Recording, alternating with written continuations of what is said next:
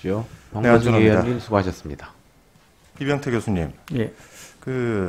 제가 굉장히 지금 법안을 내놓은 사람 입장에서 이야기를 들으며 드는 생각이 지금 저희 이제 입법권을 가진 국회에 대해서 입안 하나하나 사항에 대해서 이렇게 하나하나 코멘트를 다시는 부분에 대해서도 상당히 좀 껄끄럽긴 한데 이게 무슨 한 업체를 저희가 키우기 위한 입법입니까?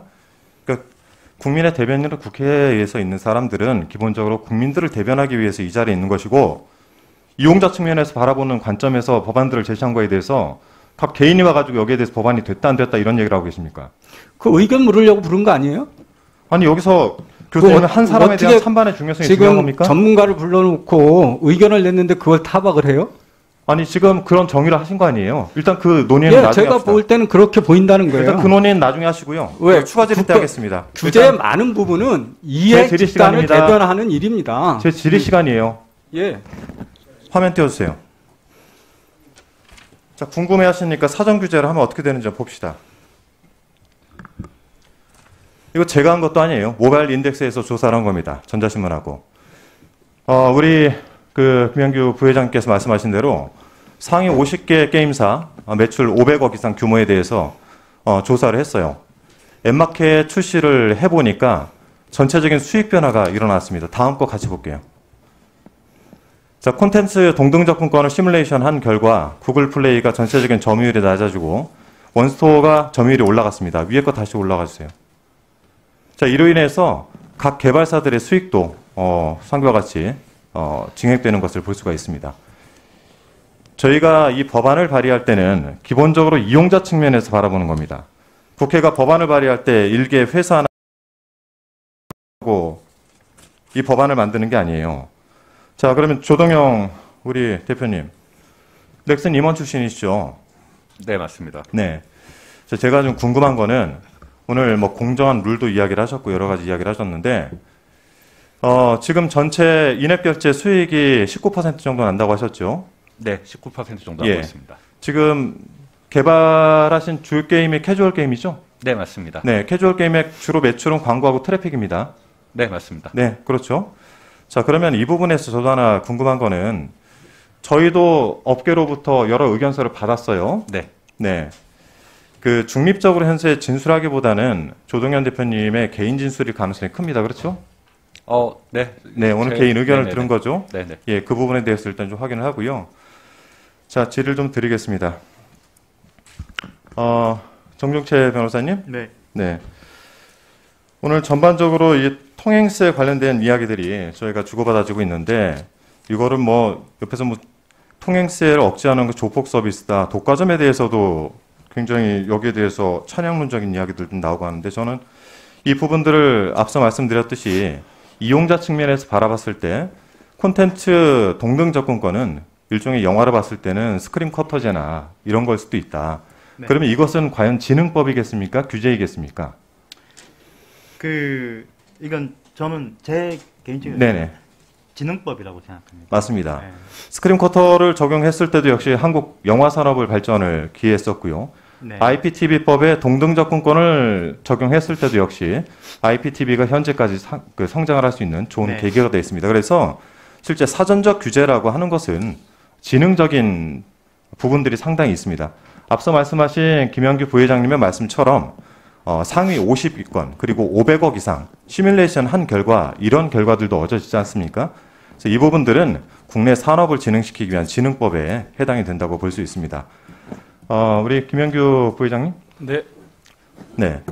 관련해서 앞서 발표를 3가지를 해주셨는데 이 부분들에 대해서는 저희가 좀 내용들을 잘 검토를 했습니다. 네. 이 부분들 정리를 굉장히 잘 해주셨고요. 우리 임 전무님, 제가 하나 좀 여쭤볼게. 실은 이제 여러 가지 통계나 이런 것들이 오실 때마다 좀 틀려가지고 방통위에서 이용자 보호 업무 평가에서 네. 양호를 받은 게 맞습니다만 전체 32개 중에서 절반 이상 19개사가 구글보다 더 높은 평가를 받았어요. 그런데 그리고 의원님 죄송합니다만 앱마켓은 국내 4개 회사가 참여를 했고요. 이용자 보호 수준에서 양호라는 평가를 받았던 것 말씀을 드리는 거고요. 네. 또 하나는 이제 환불 거절과 관련돼서 지금 이제 225건 접수됐는데 이 중에서 102건에 대한 배상 환불이 거절된 것도 지난 이제 국감 과정에서 마지막은 제가 교수님께 하나 드리는 영상입니다. 이게 반공정 행위라는 것이 과연 무엇인가에 대한 건데 한번 이 영상 보고 제가 추가 질의 한번 드릴게요. 보시죠.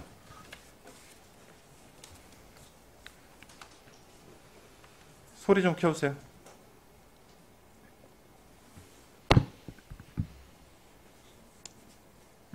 소리 좀 다시 켜서.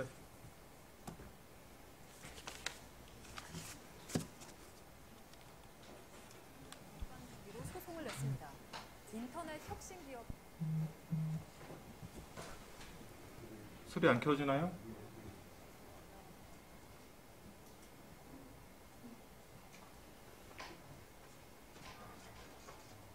됐는데 JTBC 취재 결과 최근에 미국 정부가 구글을 상대로 반독점법 위반 혐의로 소송을 냈습니다. 인터넷 혁신 기업이 어느새 독점의 상징이 됐다는 지적도 나오고 있는데요. 우리 국회에서도 이른바 구글 규제법이 발의됐는데 JTBC 취재 결과 구글 측이 자사 서비스를 이용하는 업체에 이 법안에 반대해달라고 요청했다는 주장이 나왔습니다. 안지현 기자입니다. 지난달 국회에선 전기통신사업법 개정안이 발의됐습니다. 모바일 컨텐츠 사업자가 앱마켓에 컨텐츠를 올릴 때 구글뿐 아니라 다른 앱마켓에도 동등하게 올려야 한다는 의무 규정을 담았습니다. 현재 구글의 앱마켓 시장 점유율은 63%, 애플의 앱스토어와 함께 90% 가까이 차지하고 있는데 이 법이 통과되면 구글의 독점적 지위가 흔들릴 수 있습니다. 그러자 구글 코리아 측이 자사 앱마켓을 이용하는 모바일 게임 업체에 법안을 반대해달라고 요청했다는 겁니다. 한준호 의원실의 대표 발의한 그 전기통신사업법 개정안에 대해서 반대하는 의견을 좀 내주면 좋겠다고 하더라고요. 더 사업을 힘들게 하는지를 좀 부각시켜서 의견을 좀 주면 좋겠다고 합니다. 대부분의 모바일 게임 업체들은 구글이 운영하는 앱마켓에서 나오는 매출이 큽니다. 업체들이 사실상 이런 게 반공정 행위입니다. 네. 예, 한준호 의원님 수고하셨습니다. 다음 김영식 의원님 질의해 주십시오. 네. 네, 일단 저희 법안 자체에 대해서 관심들도 좀 많고 해서 설명을 드리면 현재 이제 IPTV법에서 차용해온 동등접근권이라는 거는 다음 화면 넘겨줘요. 그 일반적으로 상위에 있는 아까 3N으로 대변되는 상위에 있는 업체들을 대상으로 해서 하기 때문에 시행령 단에서 이 부분을 조정을 해주면 됩니다. 이렇게 해봤을 때 실제 원서를 대상으로 해서 그 원서의 출시 전 대비 출시 이후 매출이 120%, 수익으로는 127% 증가하는 성과를 거둔 것으로 나타나기도 했습니다. 우리 조동현 대표님께서 말씀하신 거 여러 부분들에 있어서 그렇기 때문에 동등접근권은 사실 우리 조 대표님 회사하고는 전혀 그 관계가 없는 거예요. 그러니까 이 부분은 명확하게 하시고 또 추가적으로 비용이 든다고 해서 저희가 각 업체들별로 전부 다 추가 비용에 대해서 또 알아봤습니다. 근데 예를 들어서 IAP가 포함이 된 상품의 경우에는 해당 SDK에 들어가서 이 기준으로 의 소프트웨어를 수정을 하면 됩니다. 그리고 전체 게임의 소스 코드 정도만 수정을 하면 돼요. 저도 오래는 됐지만 저도 개발자 출신이고 그래서 이 소스 코드 수정하는데 얼마나 리소스가 드냐라고 했더니 한 명의 클라이언트 개발자가 한 이틀 정도 수정을 하면 된다고 합니다. 이거는 실제 양쪽에 다 해본 업체들을 대상으로 저희가 조사를 한 거고요. 결론적으로 이 업체들에서도 이게 중소기업인데 별도의 마케팅을 진행하는 경우에는 추가 비용이 투입될 수 있지만 전체적으로 추가적으로 소요되는 예산이나 비용은 거의 미미하다라고 답변이 왔어요. 그래서 우리 조동현 대표님 회사 같은 경우에는 제가 말씀드렸던 캐주얼 게임을 하는 곳이고 광고나 트래픽 위주이기 때문에 사실 구글의 영향력도 크지만 구글의 힘이 많이 필요한 회사예요.